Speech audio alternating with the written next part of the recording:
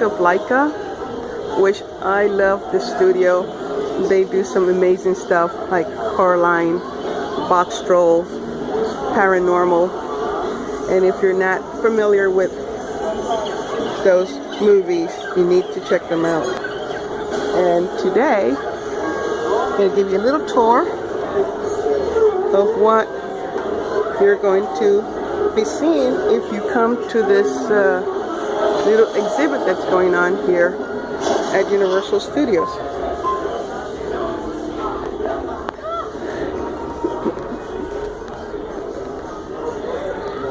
Look at these figures. This is from ParaNormal.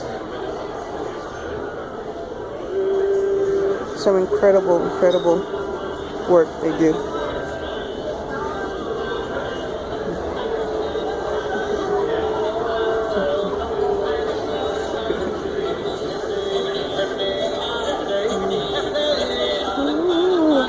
It's exactly how it's filmed too. Just walk through. Perfect. So tell me a little. Sure. About I just love your studio. Right. So it's like so this is ParaNormal's house. Right. This is the actual house. These are the actual dolls. This is everything. Just trusting everybody to be on their best behavior around it all. So this is the house, and normally it's set up. I mean, the whole thing is the stage within this studio. For this is what you call it, their sound stage. I'm gonna record you. So you would normally have this, and then the background behind it, and then film accordingly. One of the things about this film, and you'll see how the films come through. This was second in the series, and the Boxtrolls is third, and each one gets progressively better in terms of the fluidity and how it's in the story and just what can be done. Whereas ParaNorman started to bring in some of that CGI with the special effects and the ghosts, then Boxtrolls didn't have as much, but it started to use it within the stop motion. And then by the time you get to Kubo, it's this beautiful marriage of the two, and it flows through to where you're not 100% that all of it is stop motion. It's so fluid, and a lot of it is also due. Whereas this movie, Coraline, Boxtrolls, they're set on a stage and in studio, and what you see in the background is what is actually there. For Kubo, it was the first time they did it in front of a green screen, so that where you're going now, you can see different worlds behind. So while everything is stop motion in control, the mountain range, that's just there. So it gives this, which people would say, oh, that's cheating, that's what have you. Now, when you think of different locations, different color temperatures, different climates, different reactions, different molecules of light, of fabrics, of what have you, that needs to match. So your lighting now, so let's say, oh, it would be great, let's just set it in the tropics. Well, you need to set your entire lighting scheme, whereas this, it's taking place in the town. The lighting stays the same. A warm day here is going to look like a warm day tomorrow, the next day. Versus in Kubo, he's in a whole nother world. He's going different places. So now you're getting different temperatures, different reactions to the metal, different things. Now you have the materials that freeze, whereas they're hot, they thaw.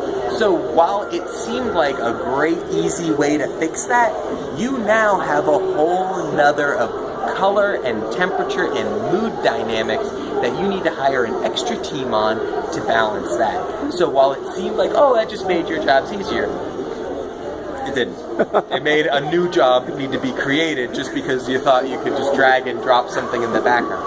But when you see Kubo, you're going to feel as though are they on location? It's still shot in the same stage, just now there's a green screen behind it. So with the unveil, it's a great way to throw that in with Kubo, because Kubo's so different from the theme, the overlying, the undertone of that creepy, eerie that's normally associated with LAIKA and these movies. So by the time you get to Kubo, it's all fantasy based. It's all beautiful. It's not as creepy.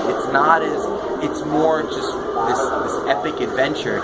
and how well will the audience adopt that unity of the CGI with the stop motion? Are they going to say, you know, we like the more processed feature, the processed look more, or do we want to keep going this route and make it so that the end of it all, you have a film that looks like it's just an animation. It doesn't look stop motion animation. Well, as one of the audience, I really enjoyed it. I really enjoyed it. So who are we talking to? I'm Mike. I'm just here helping you guys through the events, through all of this. And yeah. Thank you so much, Mike. Yeah, of course. You're welcome. Checking out the Boxtrolls characters here. And one of my favorite eggs from Boxtroll. A few scenes here of how Boxtroll is put together. Oh, look at this guy. Look at that guy. The Boxtrolls home underground.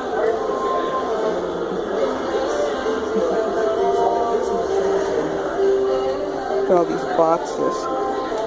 They're just wonderful.